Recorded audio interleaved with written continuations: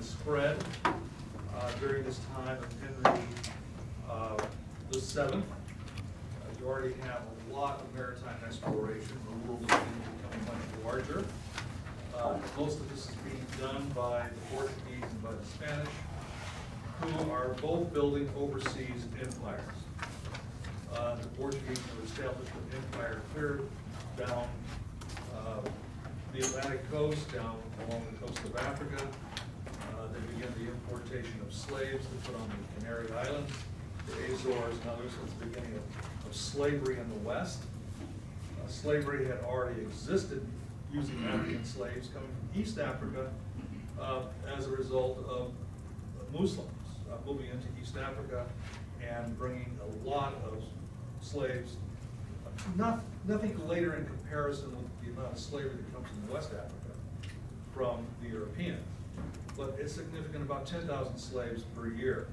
When things get going, as the West begins to deal with slavery, everybody gets involved in the act, and the slavery is estimated to be at least 50,000 a year come from West Africa, mostly from the Congo Kingdom, purchased from the Congo Kingdom. And what we now know is there's not a lot of intensive raiding by Western slavers into West Africa. Most of it comes by trade from some of the big trading cities where Africans have captured a lot of other tribesmen, rival tribesmen, and sold them into slavery.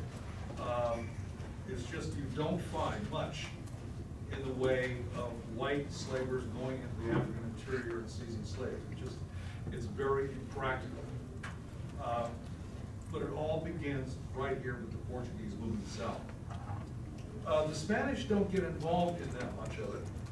They are mostly going to be pursuing conquest to the west, and that is just beginning to start after 1492. Just remember, 1492 is the optimal date for the Spanish discovery of the Americas. At least their contribution to the discovery of the Americas. And you don't have a lot of real wealth coming out of any of this yet until the Spanish are actually able to conquer the Aztecs in 1520 under Hernan Cortez, and then in 1530 the conquest of Peru, meaning the Inca Empire, through Pizarro. There's been a lot of discussion about this stuff. There's an ongoing debate about how this all happened, and I would suggest that if you're really interested in this particular period and this dynamic, Sean McEnroe's course here on the Americas would be terrific to have. It's a great study. He can read, translate some of the Mayan glyphs and so forth. Sharp cookie.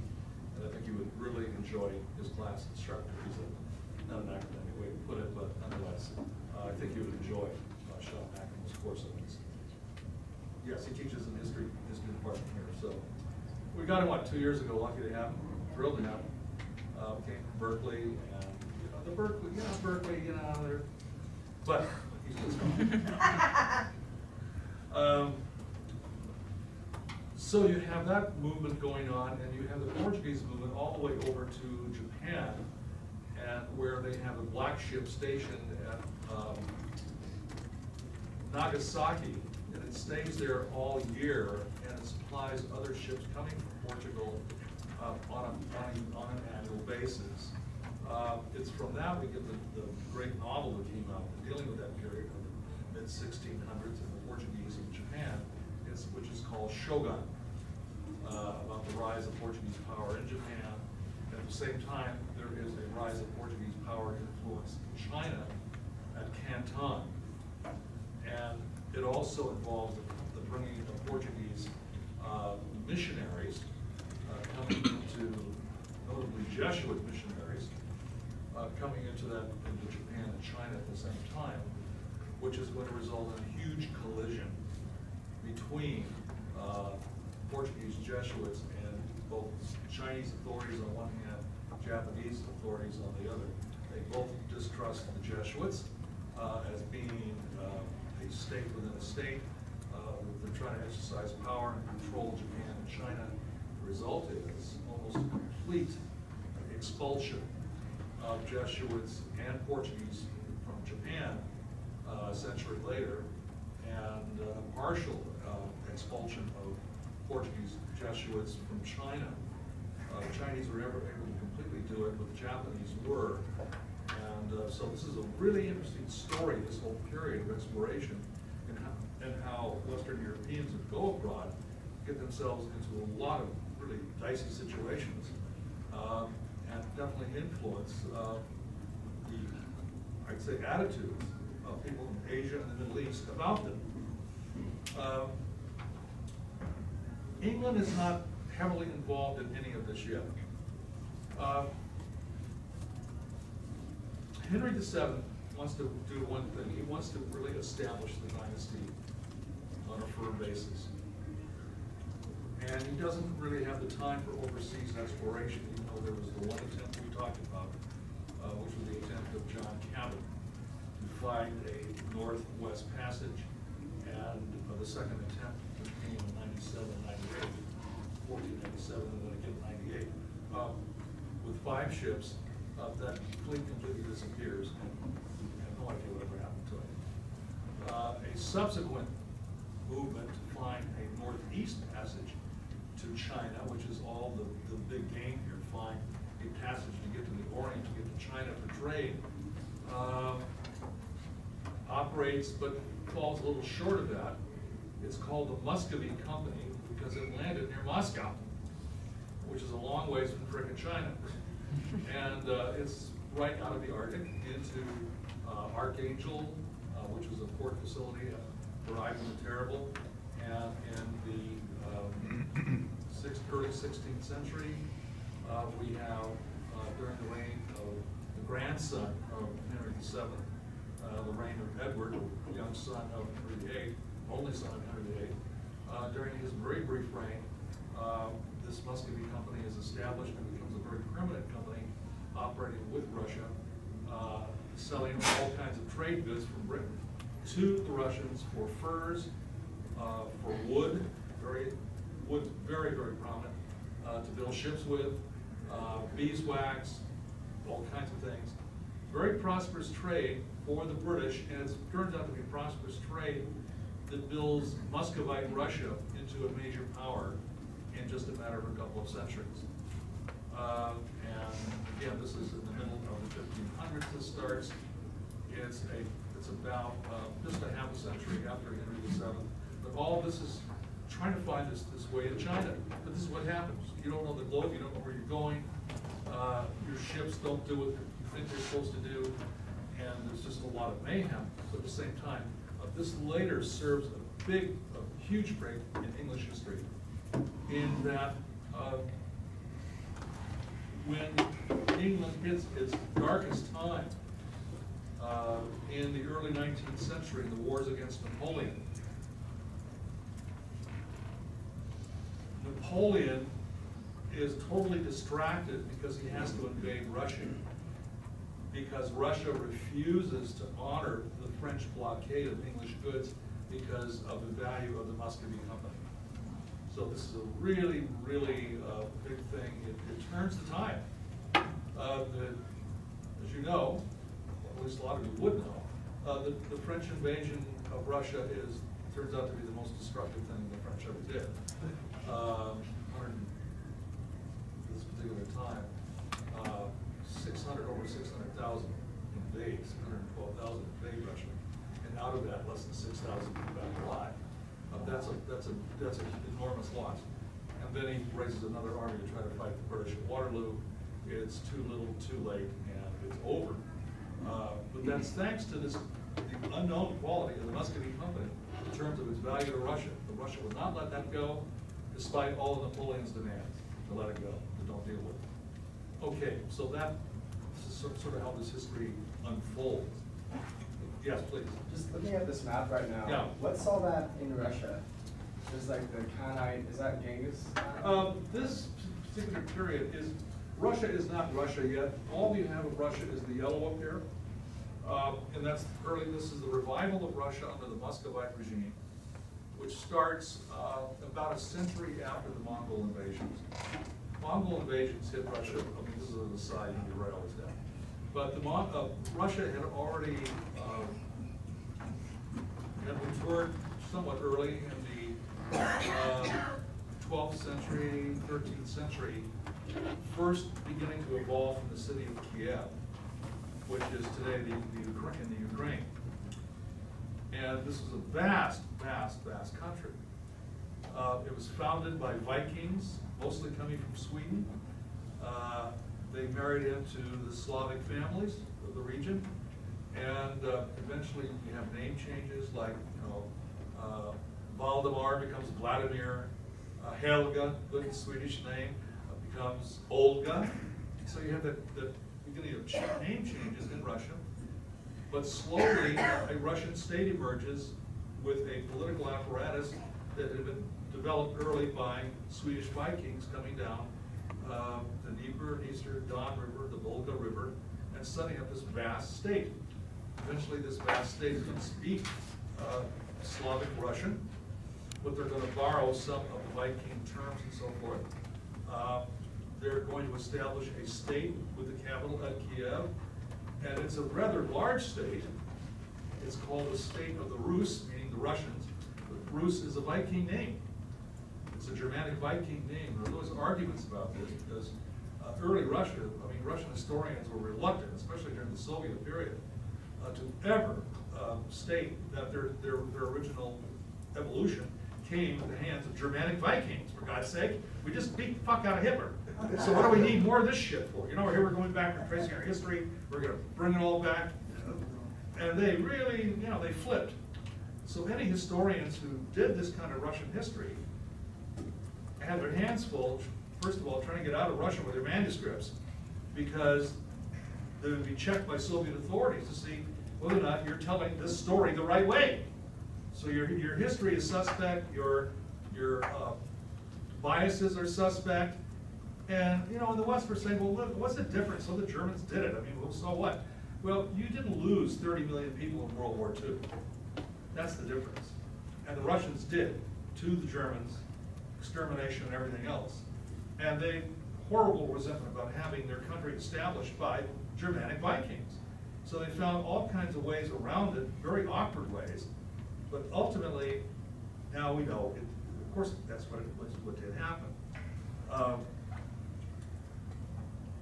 I don't know how Vladimir Putin is handling this. But, he's still part of the old system, isn't he? Now, that huge Viking established state, 98% Slavic population, and the Slavic population being all the great Russians, was attacked by the Mongols in the 1240s and 1250s. First under Genghis Khan and under Kublai Khan. It's the second attack, it's the second wave, which hung on for quite a long time, that virtually destroyed Kiev and Russia, as it also destroyed the Abbasid Caliphate at Baghdad. Destroyed a lot of stuff. Marched all the way to Krakow, Poland, before there was an army of knights from Western and Central Europe to try and stop it. And the Mongols cleaned their clock. So much for the cream of Western knighthood. These guys are just tough, ruthless. There's a lot of them. They're fast, they're ferocious, and it creates basically a land-based, almost a land-based global empire. Doesn't cover all the hemispheres, but nonetheless, it's huge, biggest one ever. And that's the end of Kiev and Russia. It's over. century after this, with all these Mongol hordes laying in the central of Russia, still, they're called the Golden Horde sometimes. Tartars, other terms are used of them, pockets of them. They're going to be the scourge of Russia for over a century, but slowly the Russians re-emerge as a people under a new direction, under a dynasty coming from Moscow, because Moscow is right at the four river systems, which traverses most of Russia. It is also a city that's had a major fortification. It's in the woods, and it's basically established as a fur trapping city. But eventually, and they pay money to the Mongols for protection. Mongols by this time are running a protection racket, and so those that decide, okay, I'm going to try to reestablish some kind of Russian national institution of some kind. In order to do it, they have to pay off the Mongol Khan. And that payment results in you're becoming the most prominent of the Russian chieftains to do this, and therefore the Khan will support you, and that mutual support allowed the Russian military to develop and allow the Russian ruler to become ultimately what we term Tsar, or ruler of Russia, under the protection of the Khan. He was doing the Khan's business for him. It's not until in the 1400s that the Russians felt strong enough from Moscow to take on the Khan, to take on the Mongols. And they beat the Mongol army at the Battle of the Ugra River, which is another story, because there was no battle. It was frozen ice across the river. The Mongols heard the Russians coming, the Russians heard the Mongols leaving. They both thought they were attacking each other in the middle of the fog. As a result, both of them backed away. In the morning, there was no one there, and both claimed a victory. So at the end of the week, it's the Mongols who decided we just can't. I mean, I think it's time to move back to Mongolia or whatever. They don't go all the way back, but nonetheless, Russia emerges as a nation state under Ivan III, and his son Ivan IV will be the one that greets the British with the Muscovy Company. So Muscovite Russia, that's Muscovite Russia right there, the yellow. Whoever asked this question, I think, yeah, King, you did. Who asked this question about? Oh, you did. Okay, right. Okay, so Russia emerges, and then ultimately, Russia is going to develop into taking over this huge, vast plain, this Eurasian plain. Russia, it will include later Poland, Lithuania, the Hungarian plain, moving eastward across the Urals into Siberia. It's huge, by far the largest country. It runs almost 10,000 miles long. It is 4 times the size of the United States. It has 10 time zones. It's incredible. Ruled by one person, the Tsar of all the Russians. And they're not kidding about all the Russians. It's not called just Russia. It's all the Russians, everything of it. And it's said that under Ivan the Terrible, one Cossack, named Ermak, U-R-M-A-C-K, the Cossack, marched into Siberia and claimed all of Siberia for Ivan the Terrible. Ivan said, thanks a lot, man, that's cool. And nobody knew how big Siberia was.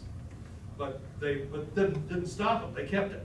They're still there. It became a great place to put people that disagree with you. We go to Siberia.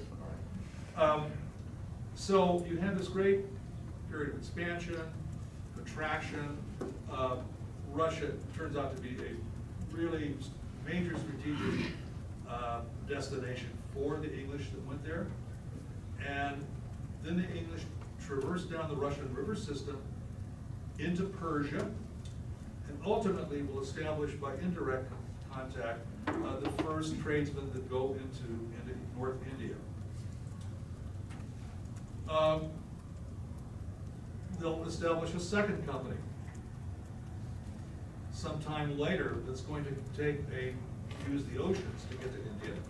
And that'll be the English East India Company. We'll talk about that separately when we get to that period. That's not going to be for a while yet.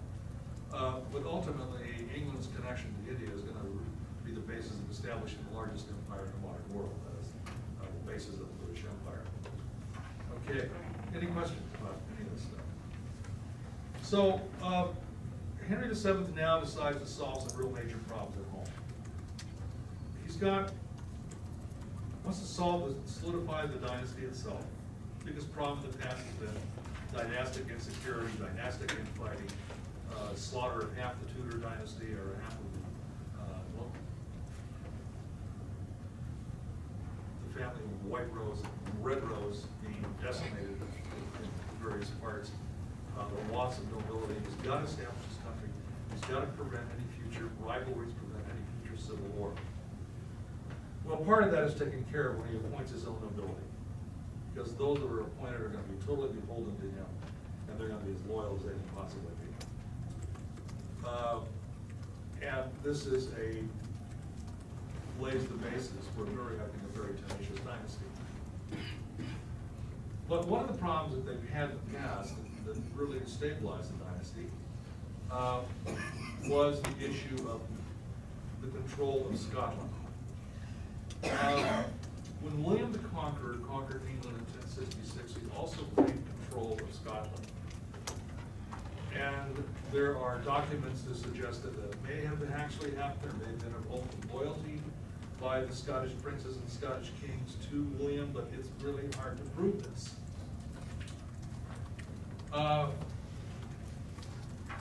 In the 13th century, that is the 1200s, however, King Edward I decided to test that theory. He's known as the Hammer of the Scots, and he invaded Scotland.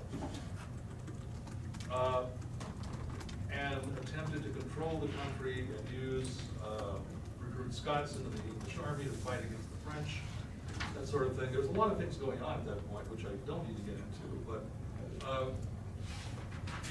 it raised a sore point in terms of, we don't mind agreeing to some of these things, but we're not going to be told that we have to send our men to fight against the French because we're at war with the English. It's not right. And so you had the rise of Mel Gibson,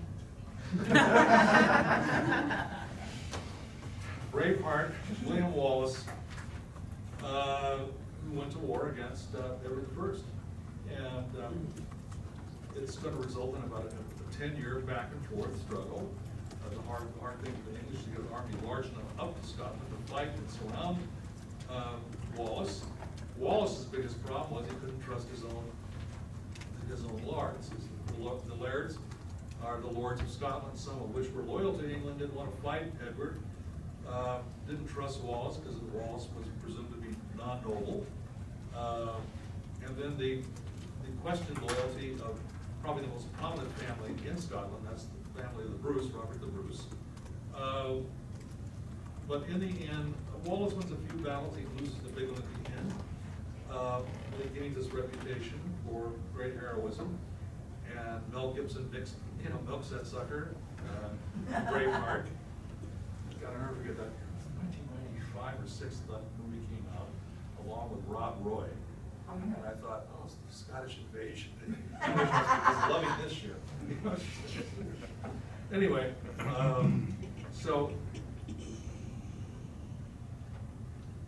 but Robert the Bruce succeeded Wallace, and at the Battle of Bannockburn, Bannockburn, defeated a very substantial English army under Edward II, and secured Scotland's freedom for the next couple of generations at least. Henry VII is not into trying to conquer Scotland. What he wants is let's just solve this problem of the border disputes. Let's keep this border peaceful. It'll be to everybody's advantage if we do it. So he had his oldest daughter, Margaret, enter into a dynastic marriage with James IV of Scotland. This is, a crown union, or at least not a crown union, but at least a dynastic union, should do the job, should secure it. Promise, peaceful, okay.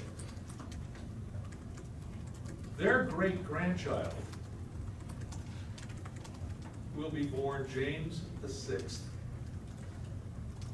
about a century later, and as James the Sixth, who becomes James the First of England and Scotland, the beginning of the Stuart monarchy in the British Isles, the Stuarts. It's the second half of this class, taken up with the Stuarts. And so this does solve one of the problems. Why there is always this tension between England and Scotland has to do with the fact that the Scots typically look to the French whenever they had a problem with the English. Look to the French for support. The French had the population. The French usually had a large army. The Scots had a minimal population.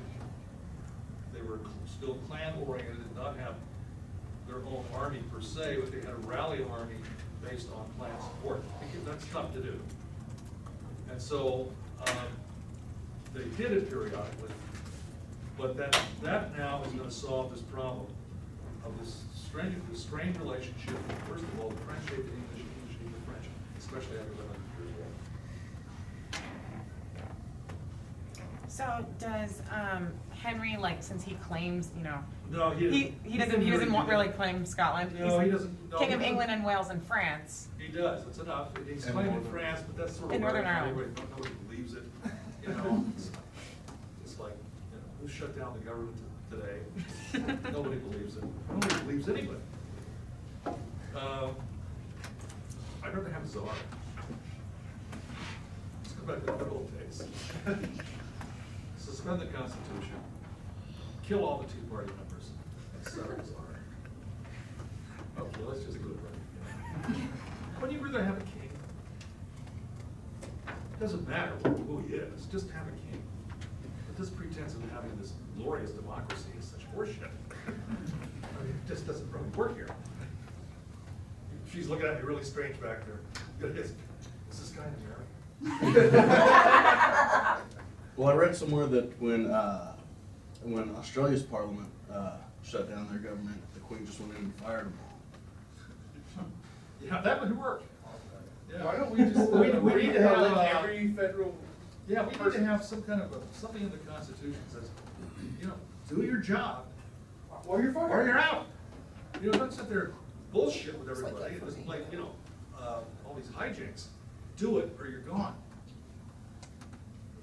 There's so many play games with that. Of course, who says you're gone? The president says you're gone. Based on what? I didn't do anything. That's why you're gone. I like watching House of Commons on TV because they Oh, I love it. they throw things, they fight each other. It's great. It's great. We don't fight. You turn on Congress here, there's one guy speaking to everybody, and then they open up the screen, there's nobody there. It's 3 in the morning. Nobody's in, but he's passing the bill. It's just, I mean, I don't know who invented this system. Well, I don't invent the system. All right, let's move back to these glorious days of yesteryear and find out.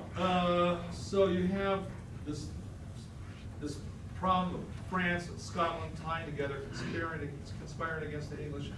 This is all comes to an end. That border now, finally, that border up there is going to remain still iffy, but much more tame. It's up near Carlisle, England, northern England, near Hadrian's Wall, running up there. You have it's very tense, but it begins to cool down. So now he's able to take his attention off this and support something else. That is, turn his attention to Ireland. Now, there's been a claim of Ireland too. I mean, after all, William the Conqueror claimed everything. He did. I mean, it's just, I just love the way these guys operate. And so he declared, you know, declared Ireland as part of the domains. The Irish never accepted it. And there wasn't really any English force to do anything about it, but eventually the English do get across. And in the process, they capture territory near Dublin. It's called the Pale, P-A-L-E. And there's still a lot of comments about, especially if you come from Boston, you're crossing the Pale. Because all the Boston Irish. My former wife many years ago was Boston Irish, Elizabeth Houlihan. And, geez,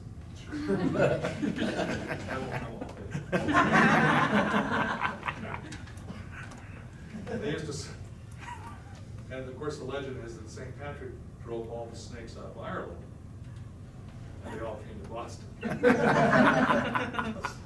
That was the Bostonians' take on it. So, you're learning a lot of shit in here. None of this has anything to do with anything that you know. So, if you want to get your money back, do it this week. Now, but you have all this going on, and it's great stuff. He decides to sort of captivate, there is an Irish Parliament, to take it over, so that it only meets once a year. And they submit to this. Once a year, Irish Parliament. Question? Which king is doing this now? This is Henry VII. Okay. Yeah. How was he able to get them to only come together once a year? Did they have? They didn't really have, they weren't that organized, and that becomes the tragedy of, at least in the Irish thinking, that they weren't, or they never really able to organize against the English. And then something else is done during his reign, very questionable if you could ever enforce it, but all English laws will be applied to Ireland. Well, that becomes a death trap, because if you don't know you violated the law, you say, well, I didn't know about that law. Well, ignorance of the law is no excuse. That sounds like Ashland PD. It's just, never trust them. Now, so Ireland is not subjugated, but it's more or less mollified. It's more or less it's brought into the system. You're not sure what it is yet, but it's there, and the English are there, and they're just trying to stretch their control, make sure they don't have problems in Ireland. But the more they do in Ireland, the more they're going to generate problems. Okay, it's like when we get involved in the Middle East. The more we do it out of good intentions, the worse it gets. Okay. Now, two big contenders in Europe, on the European economy. The great rival France is under Louis XII. There is no alliance made with France. There is no intermarriage with the French monarchy. No attempt to do it. There's just nothing. They simply cannot muster the will on any level to have any kind of a relationship with the French. They're still smarting from this position of being driven for what they consider to be their territories in France. Now keep in mind, this is a dynasty that takes itself back to William the Conqueror, who came from northwestern France, from Normandy, had as much territory in France as the King of France, and yet the English managed to lose it all. This is it's very difficult for them to accept this.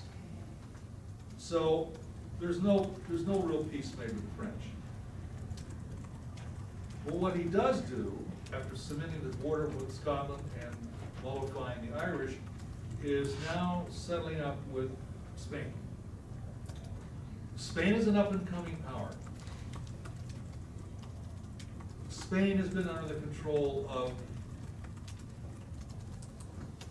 Habsburgs, Ferdinand and Isabella, for some years.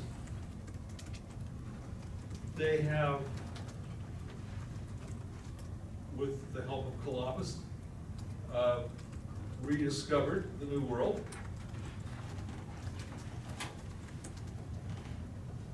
They have a substantial army. They control a lot of not just Spain, but Italy as well. So the agreement here is to make an alliance with Spain. Spain is potentially a very powerful military power. Military and maritime power as well. And so a marriage is arranged between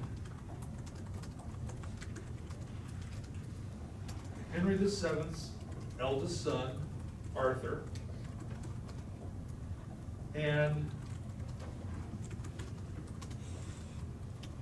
the daughter of Ferdinand and Isabella, Catherine of Aragon. Catherine is an infant. Arthur is an infant. It's a dynastic union. they're going to be married before they're 10.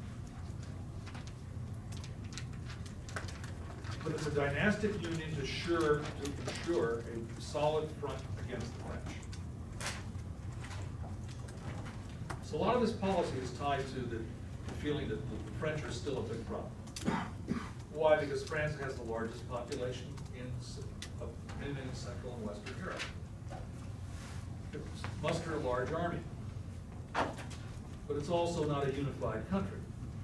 It's still divided between the major feudal dynasties in France, but the French king can count on the support of most of his counts to raise an army. So they're still a real threat. You had a question yeah, here and there, yeah. I was wondering if Henry VII chose the name Arthur to further solidarity. It's a good question, you know, because you got this Arthur legend, but you never have a King Arthur in English history, per se. You're using the Arthurian legend, maybe, or the Arthurian reputation, or I don't want to say legend, because we don't know if it's a total legend or not. There's a lot of questions about that whole thing. Do In you think that's why Winchester, he chose the name? you've got the Round Table. What do you do with that thing? Throw darts, but, you know. It's a giant dartboard, but it's the Round Table. Yes? I was just going to ask, so is Spain, are they just, like anticipating the potential threat that France is, or is there an incident, are there several incidents where they're just rubbed the wrong way and not a big fan? The Spanish don't seem to have any particular animosity with the French. But they're also looking for whatever kind of union, dynastic union that can be given to them, that they can deal with, to ensure no later hostile feelings from anybody else. I mean, it's just sort of it's a delayed game here. Ferdinand and Isabella, by the way, undoubtedly agreed to this marriage. They're getting very old, and they want to make sure the daughter is firmly tied to a legitimate monarchy, and they're going to be dead within 6 years anyway. So what this does is sort of ties everything up. But the problem is that this is one of the bases of the problems of what we've been studying in this course, and that is Arthur's going to die young. That leaves that marriage, the alliance, open again. So Henry is now going to make a choice. His second son, who's going to be Henry VIII, replacing Arthur, is going to be married to Catherine of Aragon. She's older than Henry VIII. He never loves her, as far as we know, as far as the propaganda is being. And he feels that the marriage, he'll later use this as an excuse, that the marriage has been cursed because it violated a premise, a principle that's found in the Old Testament book of Leviticus, that thou shalt not sleep with your brother's wife. Now, we all know what that means. It has nothing to do with the fact that the brother's dead and you enter into a marriage contract. But he's going to use this by saying, you see, it was wrong in the first place, the marriage is cursed, and what's important to Henry VIII, the same thing that was important to his dad, Henry VII, is that he have a male heir to secure the dynasty. England's gone through a century of 100 Years' War. They lost France. They lose a lot of the dynastic, I'd say, prowess. And then with the War of the Roses, you got all this nobility killed off, and you have a challenge to the dynasty's got to be secured. And so this is what Henry VII was trying to do, is secure the dynasty. Henry VIII feels the dynasty isn't secure because the marriage is cursed because he married the wrong person, and therefore he only has a female heir, and therefore that's not going to secure the dynasty. He uses all of that to bring about the divorce. He can't get an annulment because the church won't annul it.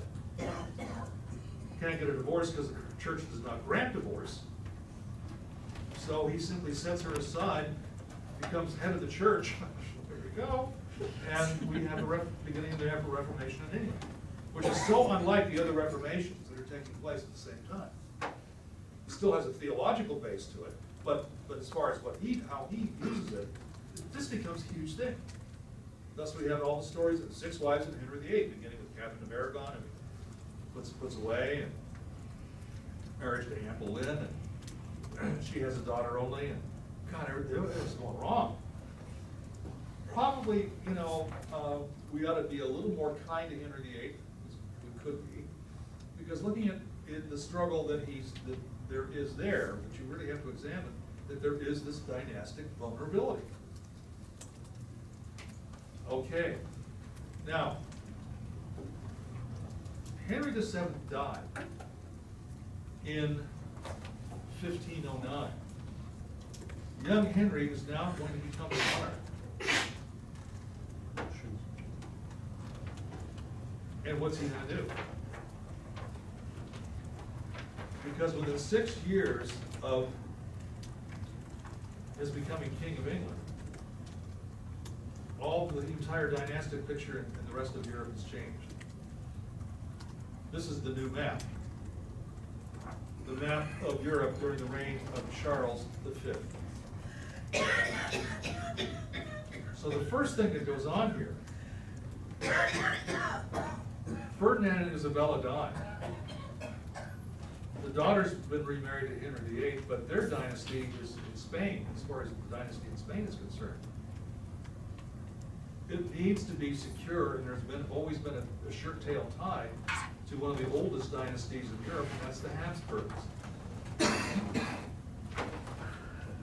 The Habsburgs have ruled Central Europe going back to, claiming ancestry back to Charlemagne, back in the year 800.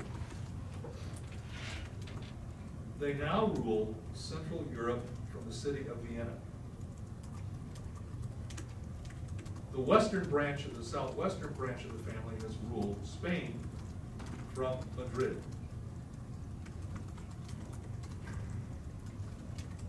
They have a lot of prestige among the Spanish Habsburgs, because the union of Ferdinand and Isabella, which took place back in 1492, was a union that brought about the major reconquista of all of Spain from the Muslims in South Spain. That is from the area known as Andalusia, or as the Arabs call it, Al-Andalus. Huge part of southern Spain. Much of it spoke Arabic. It was very open to change, very open to innovation, very tolerant of all religions, whether you're Muslim, Sunni, Shia, whether you're Catholic or Jewish, it didn't matter. It was a melting pot of the intellectual revival of Europe, which comes about at this time. It is the cauldron of the Renaissance. And it was during their reign that this cauldron is conquered by the Union of Aragon and Castile, by Ferdinand and Isabella. Castile being Ferdinand's territory, capital Madrid, Aragon being the same thing today as basically Catalonia or Barcelona, the capital of Barcelona, ancient historic capital, union together, their armies together, fought against the Muslims, drove the Muslims out of Spain, drove the Jews out of Spain. But just 20 years later comes another turkey in the pot, and that is the beginning of the Protestants. Oh God, but now we got, what are Protestants? They're like Jews and Muslims. They're frickin' bad news. So thus comes the Inquisition, and we kill everybody off, because no one left in Spain lives. I mean, history is really interesting, because it just keeps doing strange things.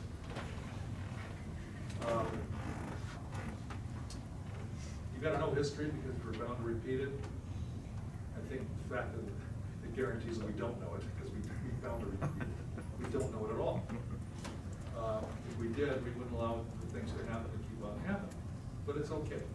Once we learn how to play the game, maybe we'll get a new ball in the court and find out what happens. But God forbid, the ball's getting bigger all the time, so we don't know where it's going. Here comes now this union And the new Habsburg king, first of all, you had Francis, you had Louis XII in France. You had Maximilian, was the emperor of the Holy Roman Empire at the time that Henry VIII came to power.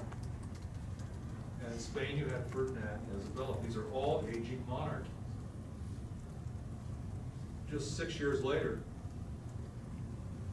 you have Charles V in Spain. But he's no longer, he's not just Spain, it's Spain and the Habsburg Empire, the Holy Roman Empire, all the German states. Holy Roman Empire is here, Austria is here, city of Vienna, the capital is here. They also control Hungary. It's a vast inland empire and almost all of the states of Italy. He's now inherited also all of Spain. A year later, Spain will acquire all the gold and silver of Mexico. Thus, they're going to have basically a financial monetary revolution that will just absolutely destroy the economy of Europe as it had been known. Yes? So was Charles V with the embassy from the Central European Habsburgs? He's from the Central European Habsburgs. He replaces Maximilian, but the dynasty in Spain is done practically. And so it emerges as a huge empire. This is a big empire. All of Central Europe and Spain, all of Italy, Hungary, all of it. How does it wind up controlling the Holy Roman Empire? What is the Holy Roman Empire? Well, nobody has ever figured out what it is. It's 350 small states and duchies that had been devolving since the death of Charlemagne in the 9th century, dividing by use of the feudal system. So you have 350 states. There was no one to keep this thing together. So what they decided to do was, at one point, set up 5 of these states in the Holy Roman Empire. 5 states out of 350 would be known as the voting states, the electors. Now, how many have heard the elector of Brandenburg, the elector of Saxony, those terms? All right, those are the states that elect the next ruler.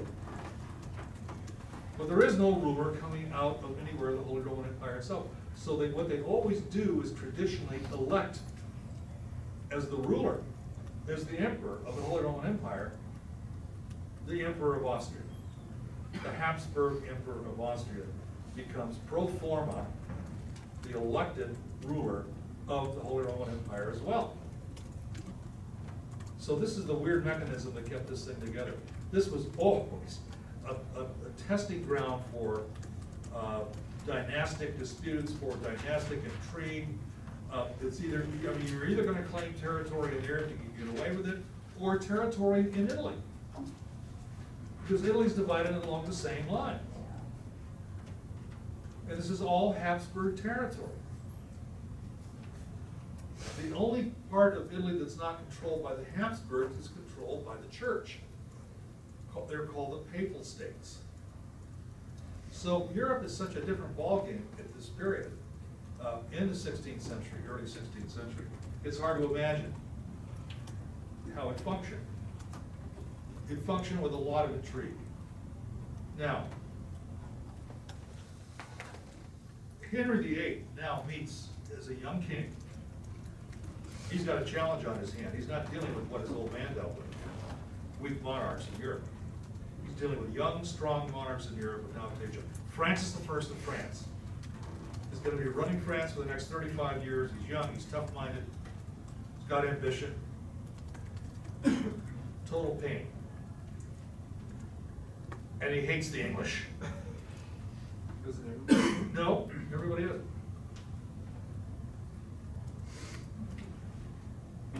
Just ask other English.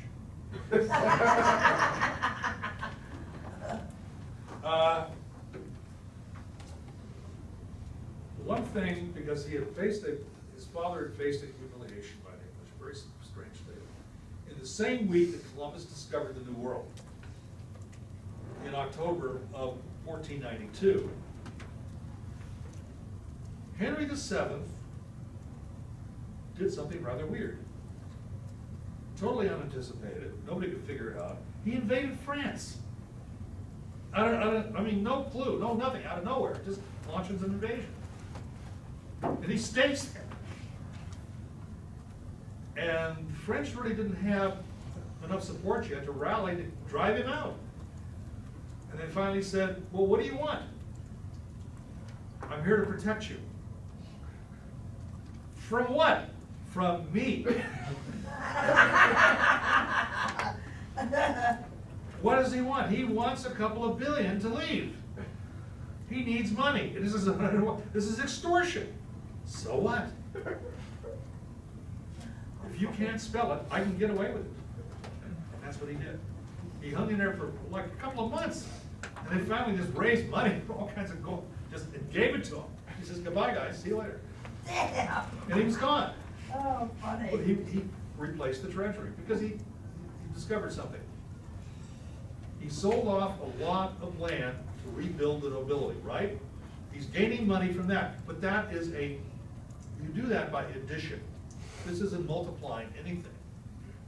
The new money is coming into the country via trade and sort of an infant manufacturing base, based on the wool industry at this point.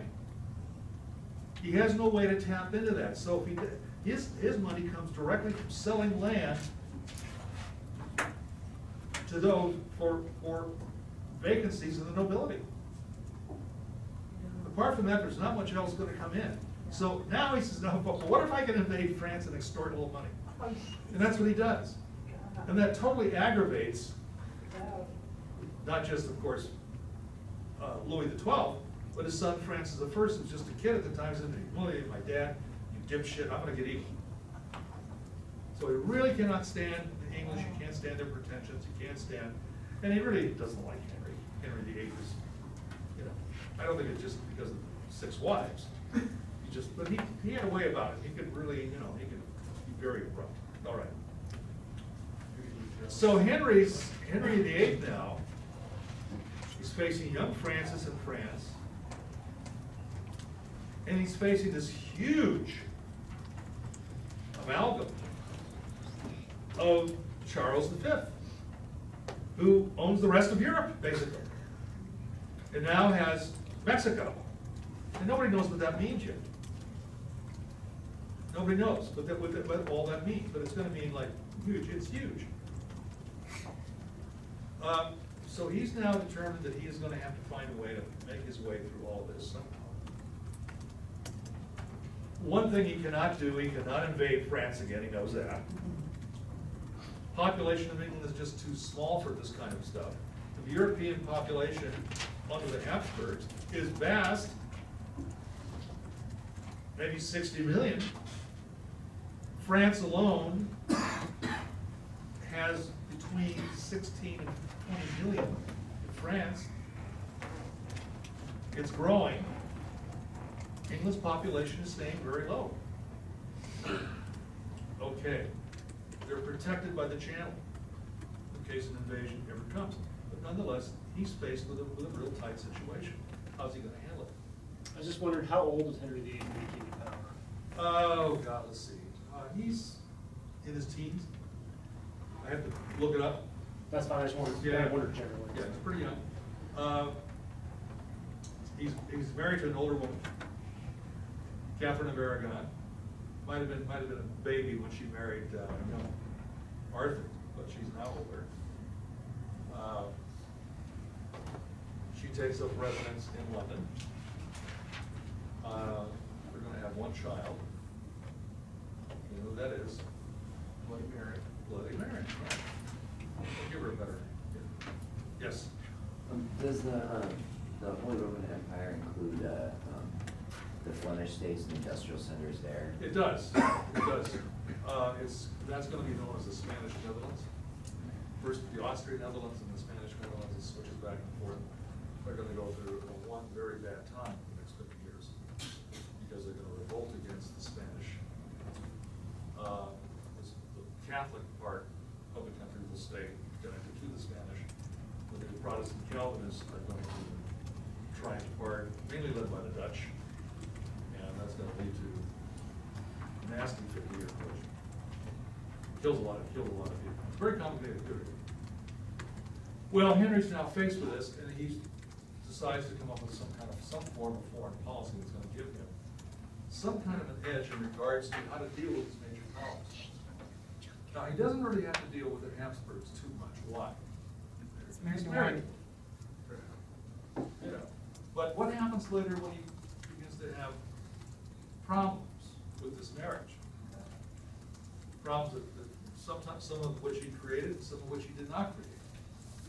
He's gonna have real problems with the Habsburgs. He's gonna have real problems with the Catholic Church. Because where's the Catholic Church? What's the seat of the Catholic Church? Finally back in Rome again. But who runs Rome? Who controls Rome? It's the armies of the Habsburgs. And they control most of Italy. So he's gonna be trying to find a way, how do I deal with these things?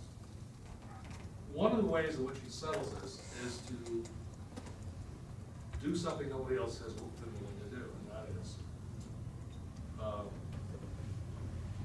initiate policy based on an organization around the throne. It's going to be a very small, what we call cabinet. Now, there are cabinets that existed have come and gone before, but England has had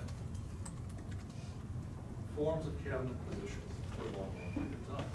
Not major, not big, nonetheless, enough to have usually at least one good first minister. And he appoints a first minister from the ranks of the clergy. This was very common. His name was Cardinal of Wolsey. Cardinal Wolsey. Wolsey is a pretty erudite scholar. His position as cardinal means he is close to the Pope. He is one of the electors of the Pope. It's a high position. And others have always asked us, if you don't know anything about history, one of the things you're really going to ask, because it doesn't make a lot of sense. So why in God's name would you appoint a minister of the church to become a civil official? There's a reason for this. Members of the upper clergy had an education. Not many other people did. They're all graduates of, at least in England at the time, most of them graduates of Oxford and Cambridge, plus the fact they've taken their holy orders in Rome. They're scholars, they know, of course, the English language, but they also know Latin, they know some Greek. So Cardinal Wolsey becomes the man that Henry uses to help create a foreign policy, to checkmate any problems he might have abroad. You could potentially have a war with Spain, even though you're allied to it right now. Potentially, and almost always, have a war with France anytime. And so what you needed to do here was to make sure you cover your bases and have a policy that's realistic. And Wolsey came up with a policy that's very realistic. It's called, and it worked for the next 4 centuries. It's called a balance of power. Henry realized, now how this goes, Henry realized that he could never hope to win a war against any of the major powers of Europe. He couldn't do it. There's no way it could be done. He doesn't have the population for it. So no population, can't do it.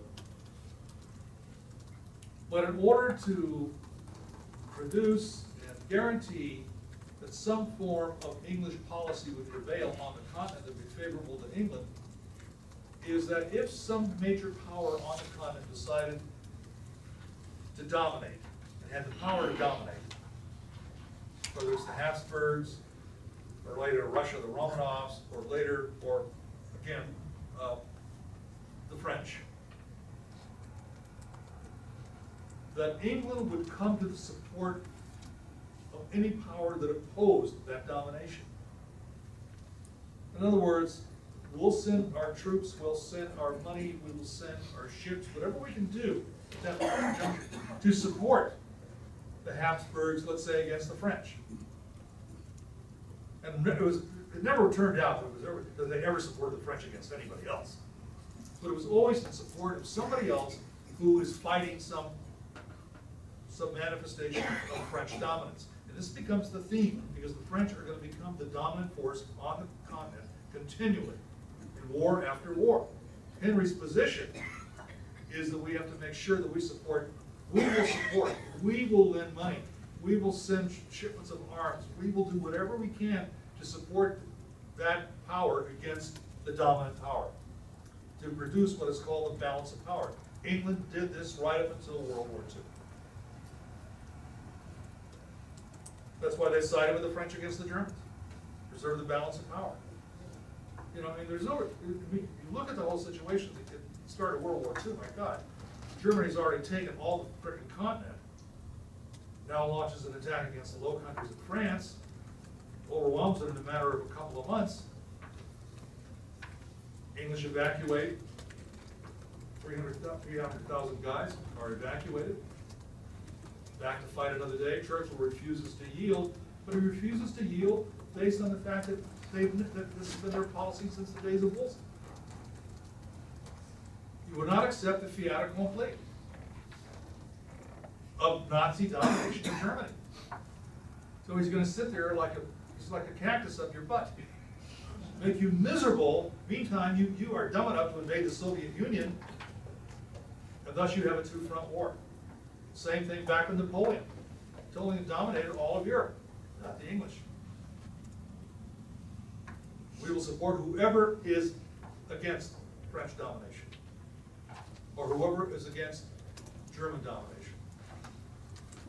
It's a gutsy policy, and it worked. It worked. I mean, you have to look at that. Where would Europe have been? Where would we have been had it not been for that tough stand of Churchill? Keep thinking, yeah, but it didn't mean anything, because there's not that many people involved. But England's not big. Yes, it was a big deal. Bigger deal than you frickin' think. Their control, for instance, of the Middle East becomes huge. They were able to launch military action against the Italians in Ethiopia, drive them out of Ethiopia, against the Italians in Libya, drive them out of Libya, or drive them crazy, drive the Italians out of Greece and Yugoslavia, which brought the Germans into the war against the British in the Middle East, but that did something else. Though the Germans won that conflict in Greece and Yugoslavia, it cost them 2 months to put that down, and they had to do it before they invaded the Soviet Union, which did what? It cost Germany the invasion of the Soviet Union. It cost because they went in too late. The winter hit too frickin' quick, 40 below zero, and you're out there in your summer jammies. Okay?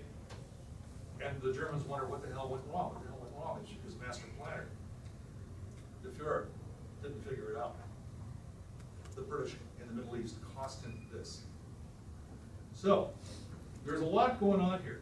We also saved the Pacific. Suez Canal open, allowed tons of troops to move through the canal, ultimately to fight in Southeast Asia against the Japanese. So there really is a big part that we totally ignore, because we are very, Americans look at, we win the war, okay? I mean, we sort of look at it that way. And take a little deeper look. That's all I want to say. I won't do much further. Take a little deeper look. There's a little more to it than that. Okay. So Henry this is the plan given to him. He's going to do it. It seems to look good. It means he doesn't have to send vast armies into Europe. He can work with the army of another country and This is gonna be the big English play. Every time there is a conflict in Europe, we're gonna find whoever the underdog is, support the underdog, and we will support them with our money and with our navy. Now, this is saying a lot because Britain didn't have much money. It didn't have much of a navy at the time of Henry VIII. But he's gonna go on record as trying to build a navy, and we talked about that last night, that one of the experimental ships that he built was the Mary Rose. And it's one of those ships that really shows the advances made in the application of firepower to ocean-going craft by having guns port and starboard. It's an expensive change, and you better know how the technology works, but they're gonna figure it out.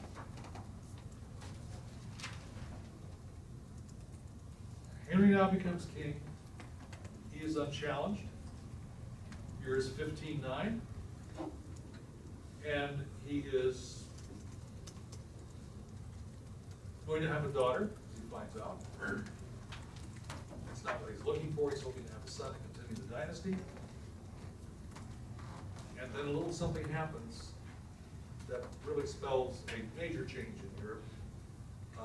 It adds to a potential dynastic collisions. It adds to whatever shore might be there with the age of exploration.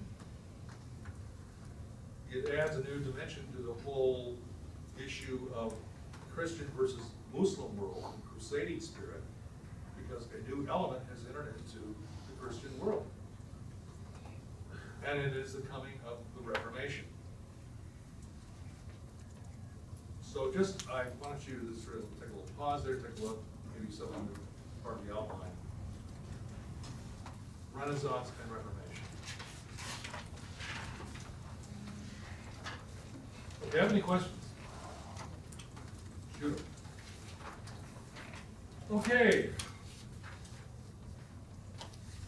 The Renaissance is the rebirth of the learning of the classical world. It's introduced into Europe through Spain in the 14th and 15th centuries. What is that Spanish world? What is the world of Spain like in the 14th? It is, half of it is controlled by the Muslim Caliphate known as Andalusia. Al-Andalus simply means that. Does anybody know what Andalusia means? It goes way back. You know what I mean? Al-Andalus is the name of the Germanic tribe that invaded Spain in the 5th century, settled there, and eventually was conquered by the Muslims in the 8th century. The name of that tribe were the Vandals. The Vandals. Arabic word for Vandal is Al-Andalus, Andalus. So it's Andalusia. You've heard of Andalusia, southern Spain. It was the garden spot of Europe under the Arab Caliphate. Established in the 8th century. This is now 13th and 14th. You get into the 15th century, it's still there. You have a complete academic community located there. Arab Muslims, Shia and Sunnis. You had visiting people from India and China coming there. You had a house of learning located there, which exchange of scholarly works going back to the Greeks and the Romans. Preservation, guarantee, and production of manuscripts going back to the Greeks and the Romans. Coexistence of Muslims, Christians, Jews. They got along. Why? You had a total intellectual, tolerant community. Contrary to the usual, I'd say, views that we have in the Muslim world. Muslim world at that time is not an intolerant bunch of clodhoppers. These guys were very bright. They had a very sophisticated government system. They had running water in this location. They had baths. They had lights all over the city of Cordoba. One of the greatest mosques and cultural centers in the world was the Alhambra in the city of Cordoba. This is a delightful location. They had brought all the works of Plato and Aristotle and material from the Eastern Mediterranean across North Africa, settled in Spain. You had two centers of learning, Cordoba in Spain and Baghdad in Iraq. The House of Learning, two of them built. And the culture of this period, not always the political culture, but the culture of this period, was one while these people had lived longer lives, healthier lives, had rediscovered Roman baths and had lighted cities, clean cities, sanitation. The Europeans were still living in caves. I mean, this is the sort of simplistic assessment that's given, but it's not entirely wrong. Christian scholars came to Spain to learn this new material, rediscover this new material. It was basically mind-blowing. But what comes with this rediscovery of new material? The fact that it's ancient, it's the Greek and Roman stuff rediscovered. It had been lost for centuries, it had been lost since 476 in the West.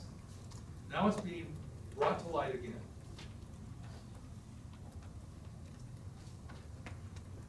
It's going to revolutionize education in Europe. It's going to revolutionize culture. So it's really understood as revolutionary. The Renaissance is basically the rebirth.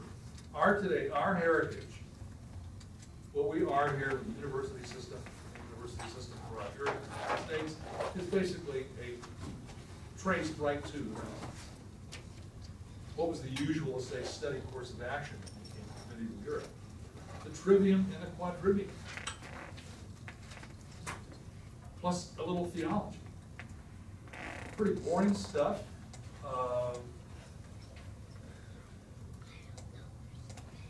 European education was so structured, so limited, and largely controlled by the church, that very little in the way of innovation took place. You had some shining lights that stood out of that period, like Sir Francis Bacon and others. But on the whole, this is pretty limited. Along comes the Renaissance, it explodes. Well, what now jams this thing? Which is, I mean, it's one thing to have it in rediscovery. It's another thing to have it become aware of it in the way they did. It's providential, in a sense. You might say, I don't know how else to put it. Lucky, whatever.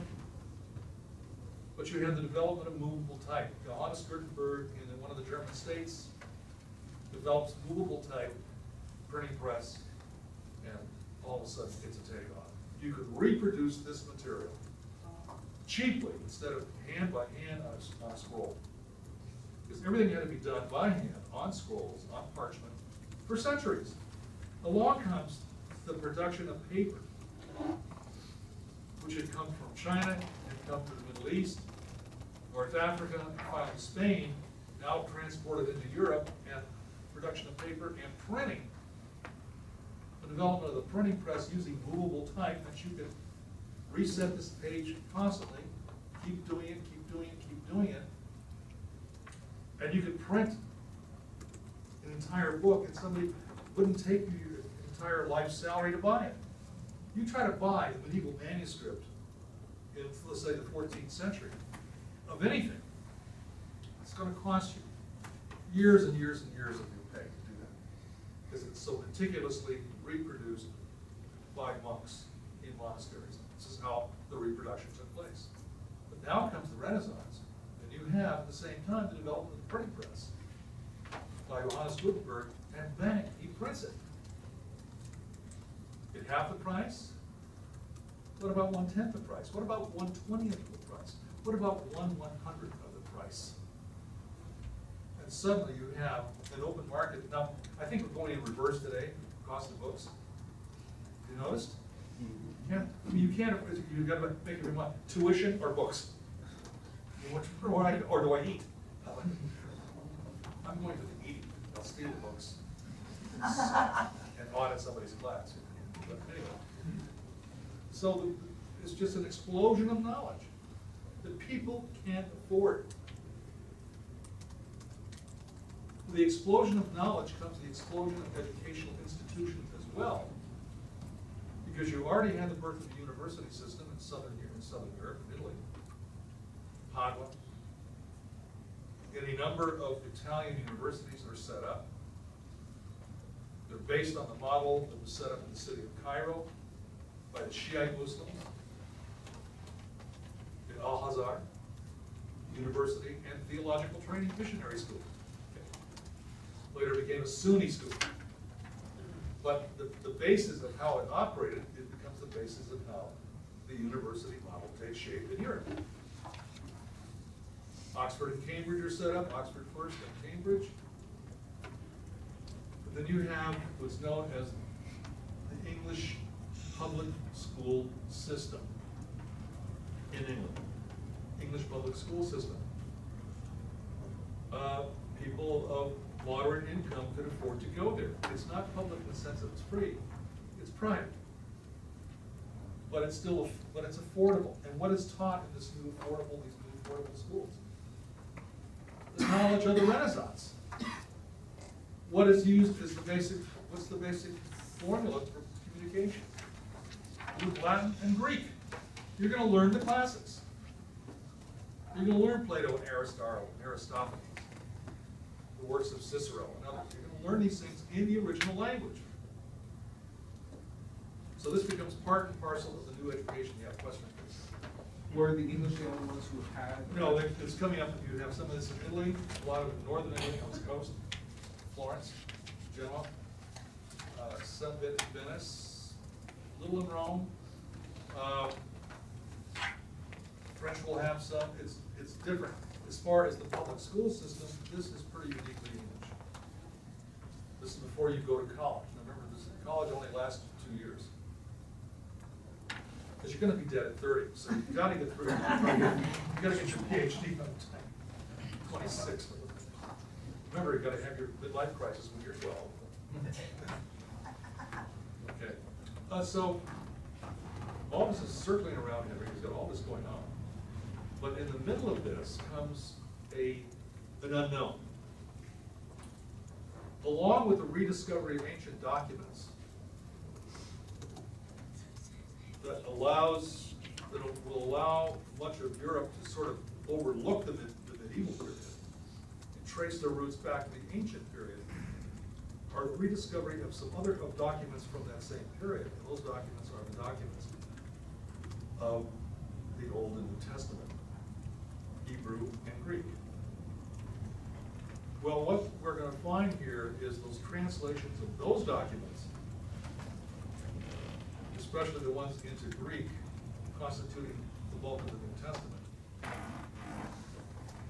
And the Old Testament version in Greek, which was called the Septuagint, goes back to the days of the Ptolemies in Egypt, 3rd century, 2nd century BC, is going to radicalize everything. It's going to radicalize all the discontent that's in the church. And nobody's counting on this. Nobody's even thinking about this. But remember, the church has gone through a really rough time.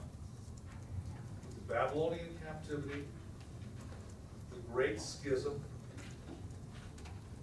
the loss of credibility of the papacy.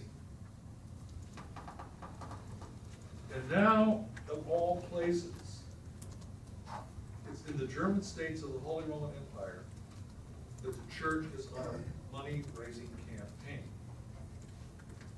with the sale of salvation. You don't want to do this. You don't want to start selling salvation. How does the church maintain its power of salvation? What is this? What is the key? I'm not care if you're religious or not. What is the system that's used? Well, that's going to be a part of it. The sacramental system, the 7 sacraments. Church controls the 7 sacraments. Those are the sacraments that remove your sins and ultimately get you into heaven. Or any way you want to put this. It contains the grace of the church and the grace of Christ are contained in those sacraments. Okay. You had for a long time in Europe an equally powerful movement in both the Eastern that is known as the monastic movement. Starts as early as the 2nd century AD. It's a movement that constituted a number of groups that had chosen to remove themselves from worldly control, remove themselves from wealth, remove themselves from the vices of the secular world, take the vows of poverty, chastity, obedience. I mean, people were doing this in the thousands.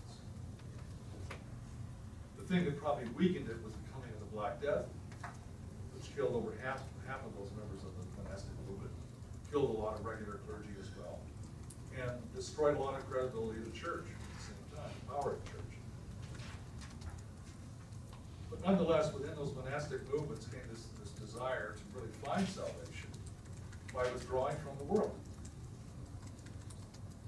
And one of the oldest of those groups was the Augustinian movement, formed by St. Augustine in the days of St. Augustine, very late Roman. Monastic movement was one of those movements that also translated a lot of manuscripts before the invention of the printing press. And it turned out they have a very strong position in the German states in the early 1500s.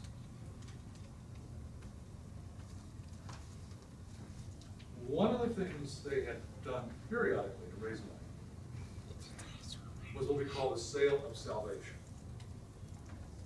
It's the selling of papal indulgencies, which allows you to buy now and sin later. You purchase it now, it forgives you of all the sins that you're going to commit in the future. Now, I know it sounds kind of wacky, but at the same time, this is very real. This is a very real position of the church at that time. Considered, I mean, the Catholic Church at the time of the Renaissance is considered as the most corrupt it had ever been, and probably ever will be. You had several popes like Leo III, several others that were very, very worldly, gained a vast amount of wealth in the papacy, a vast amount of power, political power, and was understood as being very, very corrupt. Well, we all know that, including the Catholic Church is well aware of that today. You had two popes, Leo III and Julius II, who were masters of this political control and vast amounts of wealth. And it's during this time that they launched a campaign in Germany to sell these indulgences. And the slogan used to be, as the coppers go in to the plate, the soul flies up to heaven. In other words, you're buying an indulgency, throw your money into the plate for the collection, and the soul goes into heaven. Meaning you bought your way into heaven. Located at Wittenberg in Germany, in what is today Germany, was one of these Augustinian monks by the name of Martin Luther. Now keep in mind, the Augustinians are a very severe, very sincere group of monks that really believe that you cannot buy salvation. It has to be earned through a great deal of human effort, and it can only be earned by your faithful attendance upon to the poor, your faithful attendance to scholarship, and so forth. And one of the things that Luther comes from, Luther came from a very liberal arts background. He was a Renaissance product. He graduated from college with a typical liberal arts degree in the humanities. He was going to study law as far as graduate practice was concerned. His parents had paid for this. They bought his robes and all the things that he would need, his scroll, his pens. He was ready to go. It was all paid for. And then one of his best friends died right in the middle of this process. Just bang like that. And then he himself was almost killed by lightning sitting underneath the tree in a rainstorm. Really good of him. But according to reading Luther himself, and a lot of scholars write about him, he asked the question, how do I get my salvation? How do I know that go to heaven? How do I know that I'm saved? How do I know all these things? And according to Luther, and he now has come across a number of manuscripts from the New Testament that have just been translated by the great scholar Erasmus, including almost all of the New Testament in Greek, in the Greek of the 4th century, taking it back about 1,000 years. And he had been reading this material, and he decided to enter into holy orders, the Augustinian monastery, to find salvation. Now you gotta remember he's a German. And there's something about those guys that, they take it seriously. Whatever it is, it's serious, it's serious shit. No matter what. It could be the way you eat your Wheaties, doesn't matter. It's serious. He goes into holy orders and he begins to translate the scholar, because he knows Greek and Latin. He's got the liberal arts education. He can read the Greek in the New Testament that had been transliterated by Erasmus, one of the great scholars of the Renaissance. And so as he reads this material, he comes across passages that say you can't buy your salvation. But the thing is, he's reading it from an original primary source that comes from the 4th century. It does not come vis-a-vis the Latin Vulgate Bible.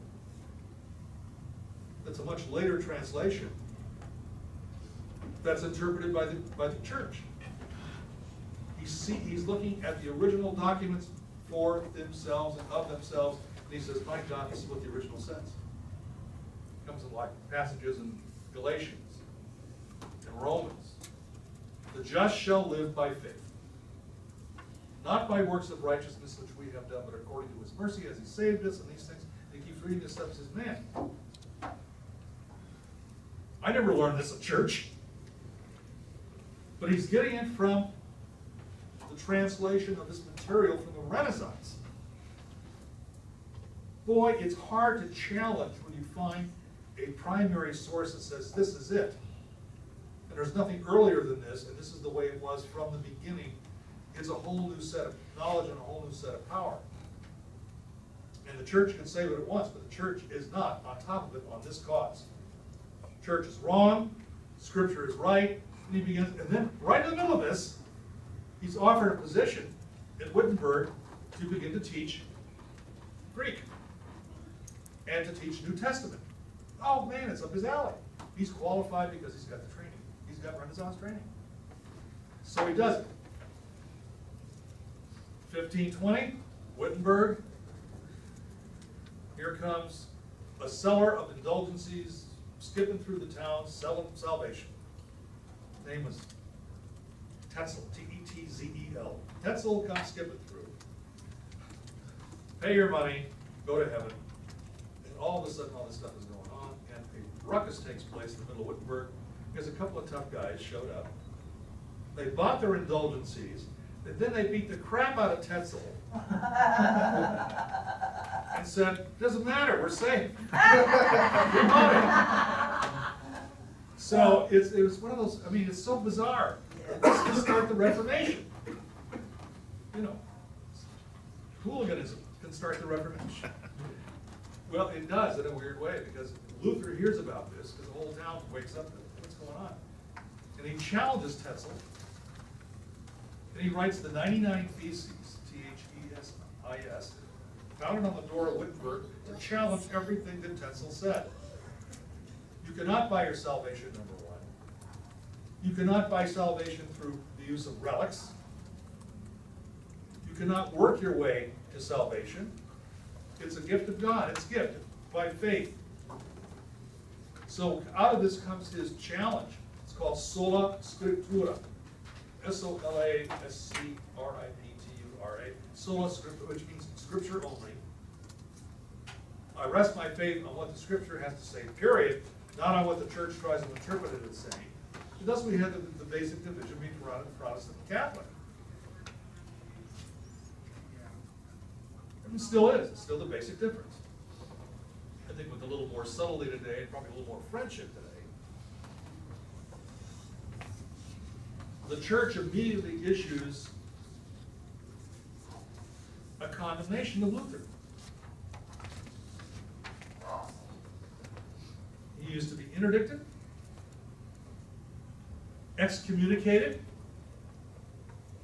but they're going to hold a trial. Now we get the political picture of why this period of Charles V is so important. They're going to hold Luther's trial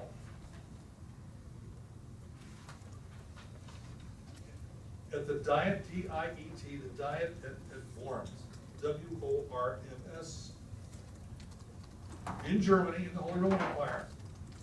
What is the Diet? What's a Diet? It's a parliament. It's a parliament of the Holy Roman Empire, and guess who sits on the judgment seat of the Holy Roman Empire? Charles V, Emperor of everything. He's there. This is the man. This is big time. Suddenly, this thing with Luther has become really big. Now, in the meantime, what has Luther gone through since that time? Just before all these things happened with Luther getting involved with Tetzel, Luther was given an assignment by the Augustinian monastery at Wittenberg to go to Rome to pick up relics. Relics were big business.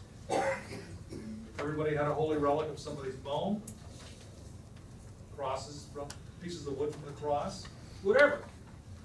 Every church had to have a relic. It was big business. So he goes to Rome to get a relic. It didn't matter what. He was given money by the monastery to do it. He gets to Rome and he's wants to meet with request an audience with the Pope. That's not impossible. People did it, but you had to pay for it. So he requests an audience with Pope Leo III. Delayed week after week after week after week. He's running out of money. He can't stay there because the guy that represents the middleman has not received a big enough bribe from Luther to get him an audience. Now all these things apply. It sounds like a real Protestant interpretation. Read the documents. It's not. This is well-known stuff.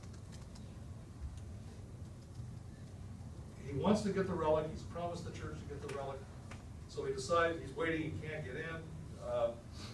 He decides to do penance and climb the steps of St. Peter's. Just been, by the way, rebuilt, in the middle of being rebuilt to what it is today. Massive structure, Vatican Hill. He's climbing the steps of St. Peter on his arms and knees, bleeding all over the place. Typical act of attrition, get rid of your sins. And the verse occurred to him that he had read from the book of Galatians, not by works of righteousness which we have done, but according to his mercy has to save us, the just shall live by faith. This is according to Luther's own statement. He got up on his said, what am I doing this for? I'm saved by faith. I believe in Jesus. I believe in Christ. I mean, this is what he's saying. That sounds like somebody in the local church talking, but it's not. We're talking about Luther at this time. This is so important. It's a challenge to the authority of the church, to the sacramental system, to the fact that you can gain attrition by doing these things. He gets up and he walks back down. He says, screw this. I'm going back to Wittenberg. Gets back to Wittenberg. He never just has his audience with the Pope. He's so disillusioned with the corruption of Rome, all the money he had to pay to Rome, he now goes back to Wittenberg, and that's when the indulgences are being sold. So bang.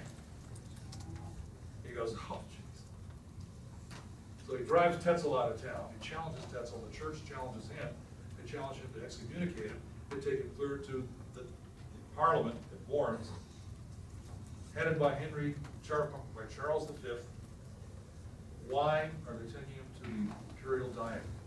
Because there, they have the two things set up. Number one, you've got the excommunication by church prelates. Church is represented in the parliament. And then you have the secular authorities who take Luther from their domain, and they will perform the execution of Luther. It's excommunication and then execution. The church will condemn and defrock, turn him over to secular authorities that have the duty to imprison him and ultimately execute him. This is all in one deal. Everything's done at the same time. It's like nonstop shopping, yes. That's what I'm talking. What was like the secular crime that he committed that led to the execution? Any kind of secular crime, it could be theft of some kind, it could be major embezzlement. You don't really have a big distinguishing between a secular crime and a religious crime, but a religious crime would be much more toward what we call theological interpretation of an issue. I understand, what was Luther being charged with? Luther's being charged with challenging with the 99 Theses the role of the church, the sacramental system, the whole system. Yeah. The whole of the system, the entire framework of what Yeah. Roman But, Catholicism. so he's not being charged with what I said. Doesn't matter, as soon as they defrock it, secular authorities can do what they want with it. And heresy is typically punished by execution. Okay, so that's what he's. Yeah. Alright. He hasn't done anything in terms of the secular issue. It's steal from anybody. So the war is on. This is the beginning of the Reformation. Nobody knows where this is gonna go. So it's out of the Renaissance that the Reformation is able to show up. You don't have anything such thing as the Reformation coming out of the medieval period. It has to come out of the Renaissance. The Renaissance provides the basis for it.